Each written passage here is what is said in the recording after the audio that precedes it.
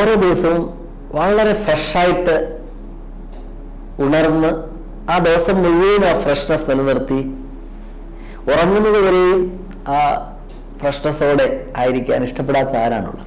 ഇതിൻ്റെ പിന്നിലെ തത്വമാണ് ഇന്ന് നമ്മൾ ചിന്തിക്കാൻ പോകുന്നത്. പ്രത്യേകിച്ച് പ്രാണിക് ഹീലിംഗ് സിസ്റ്റത്തിൽ ഇതിലെന്താണ് ചെയ്യുന്നത്? ഒന്നാമതായിട്ട് നമ്മുടെ നല്ല ചിന്തകൾ, നല്ല പ്രവൃത്തികൾ, നല്ല ശീലങ്ങൾ,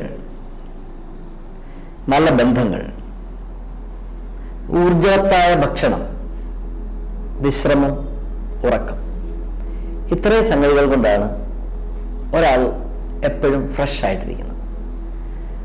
പലരും ധരിച്ചിരിക്കുന്നത് നല്ലപോലെ ഉറങ്ങിക്കഴിഞ്ഞാൽ ഫ്രഷ് ആവുമെന്നാണ്. അങ്ങനെയല്ല.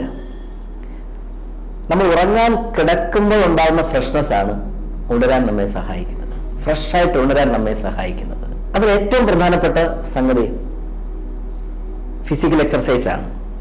നല്ല വ്യായാമം ശരീരത്തിന് ആവശ്യമാണ്. പ്രാണിക് ഹീലിംഗ് തത്വത്തിലെ ഏറ്റവും പ്രധാനം അതാണ്. പല ആളുകളും പ്രാണിക് ഹീലിംഗ് എന്ന് വിചാരിക്കുമ്പോഴത്തേക്ക് ഒരു ചികിത്സാ രീതിയായി നമ്മുടെ ശരീരത്തിലെ രോഗം മാറ്റുന്ന ഒരു സിസ്റ്റമായി മാത്രമേ മനസ്സിലാക്കിയിട്ടുള്ളൂ. ഒരു ജീവിത ശൈലിയായിട്ട് നമ്മൾ എടുക്കുമ്പോഴത്തേക്ക് എല്ലാ ദിവസവും അത്ര വിശാലമായി ഒന്നുമില്ലെങ്കിലും ഒരു 2-3 മിനിറ്റെങ്കിലും എക്സർസൈസ് ചെയ്യാൻ നമുക്ക് കഴിയുകയാണെങ്കിൽ ആ ഫ്രഷ്നെസ് നിലനിർത്താൻ സാധിക്കും. പൊതുവെ ആളുകൾ പറയുന്ന ഒരു പ്രതിസന്ധി എന്ന് പറയുന്നത്, നമുക്ക് ഒരു ദിവസം 2 ദിവസമൊക്കെ അത് ചെയ്യും, പിന്നെ നമ്മളതങ്ങ് മടുത്തു പോകും, അല്ലെങ്കിൽ മറ്റെന്തെങ്കിലും കാര്യങ്ങൾ വന്നതിനിടയ്ക്ക് ചേരും, പിന്നെ നമുക്കത് മുന്നോട്ട് കൊണ്ടുപോകാൻ കഴിയുന്നില്ല എന്ന പ്രതിസന്ധി പറയാറുണ്ട്.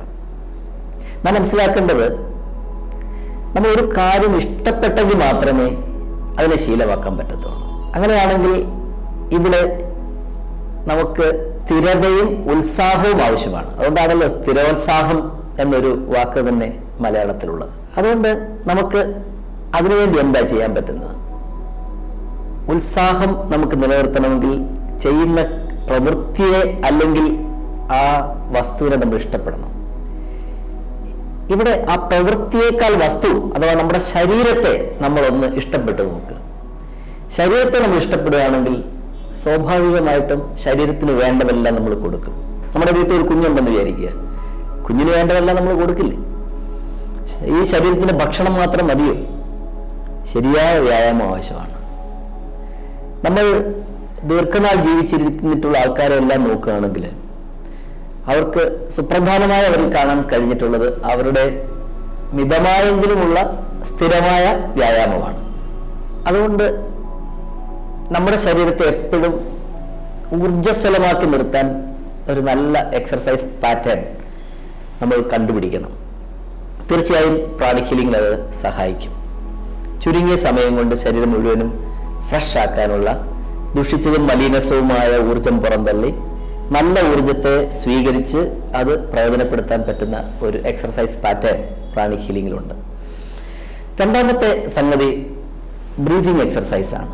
നമ്മൾ യോഗയിൽ പ്രാണായാമ എന്നൊക്കെ പറയും. അങ്ങനെ സുദീർഘമായ പ്രാണായാമ ടെക്നിക്കുകളൊന്നും അല്ലെങ്കിലും പ്രാണിക് ഹീലിംഗ് പഠിക്കുന്ന ആൾക്കാർക്ക് അവരുടെ ശരീരത്തെയും മനസ്സിനെയും ഊർജ്ജസ്വലമാക്കി നിർത്താൻ ആവശ്യമായ ബ്രീതിങ് ടെക്നിക്കുകൾ നമുക്കിതിൽ പഠിക്കാനുണ്ട്. അത് നമ്മുടെ ശരീരത്തിൻ്റെ ഊർജ ചംക്രമണ വ്യവസ്ഥ, ആ സർക്കുലേഷൻ, എനർജി സർക്കുലേഷൻ ത്വരിതപ്പെടുത്തുകയും ദുഷിച്ചത് ആയ ഊർജത്തെ പുറന്തള്ളി ഫ്രഷ് റിവൈറ്റലൈസിങ് എനർജി നമ്മൾ നിലനിർത്താൻ സഹായിക്കുന്ന ബ്രീത്തിങ് എക്സർസൈസുകളാണ്. അതും നമുക്കിതിൽ പരിശീലിക്കാം. അപ്പോൾ നമ്മുടെ ലങ് കപ്പാസിറ്റി കൂടുന്നു. നമുക്കറിയാം, ദീർഘനാൾ ജീവിച്ചിരിക്കുന്ന രോഗമില്ലാത്ത ആളുകളെയൊക്കെ നമ്മൾ പരിശോധിക്കുകയാണെങ്കിൽ അവർ നല്ല അധ്വാനിക്കുന്നവരാണ്. ഈ അധ്വാനിക്കുന്നവരെ നോക്കുകയാണെങ്കിൽ അവർ നല്ലപോലെ ഡീപ് ബ്രീത്ത് എടുക്കുന്നുണ്ട്. ചുമട് ചുമക്കുന്നവരും എന്തെങ്കിലും സാധനം പിടിച്ചു വലിക്കുന്ന ജോലി ചെയ്യുന്നവരും അങ്ങനെ ഓരോന്നും നോക്കുക. അത്തരം ജോലികൾ ചെയ്യുന്നവർക്കെല്ലാം നല്ല ഡീപ് ബ്രീത്ത് ഉണ്ടായാലേ പറ്റത്തുള്ളൂ. പണ്ട് ഈ തടി അറക്കുന്നവർ പ്രത്യേക ശബ്ദം ഉണ്ടാക്കുക, ഡീപ് ബ്രീത്ത് ചെയ്തിട്ടാണ് ആ ശബ്ദം ഉണ്ടാകുന്നത്. മാർഷൽ ആർട്സ് ഒക്കെ ചെയ്യുന്ന ആൾക്കാർ ആ ശ്വാസ നിയന്ത്രണത്തിനാണ് അവർ വലിയ സാധനങ്ങളൊക്കെ തല്ലിപ്പൊട്ടിക്കാൻ അവർക്ക് സാധിക്കുന്നത്. ഈ കരുത്ത് ശരിക്കും ശ്വാസവുമായിട്ട് ബന്ധപ്പെട്ടിരിക്കുന്നതാണ്. അതിൻ്റെ നിയന്ത്രണം, ശ്വാസ നിയന്ത്രണം, അതിൻ്റെ പ്രവർത്തനങ്ങൾ തീർച്ചയായിട്ടും നമ്മുടെ ആരോഗ്യത്തെയും സുസ്ഥിരമായ ഒരു ഊർജ ചംക്രമണ വ്യവസ്ഥയെയും അത് നിലനിർത്തുമെന്ന കാര്യത്തിൽ സംശയമില്ല. മൂന്നാമത്തായിട്ടുള്ളത് മെഡിറ്റേഷനാണ്. എല്ലാ ദിവസവും സ്വസ്ഥമായും അതേസമയം ഊർജ്ജസ്വലമായും നമുക്കിരിക്കാൻ സഹായിക്കുന്ന ഒന്നാണ് മെഡിറ്റേഷൻ എന്ന് പറയുന്നത്. അതും പ്രാണിക് ഹീലിംഗിന്റെ ഭാഗമാണ്.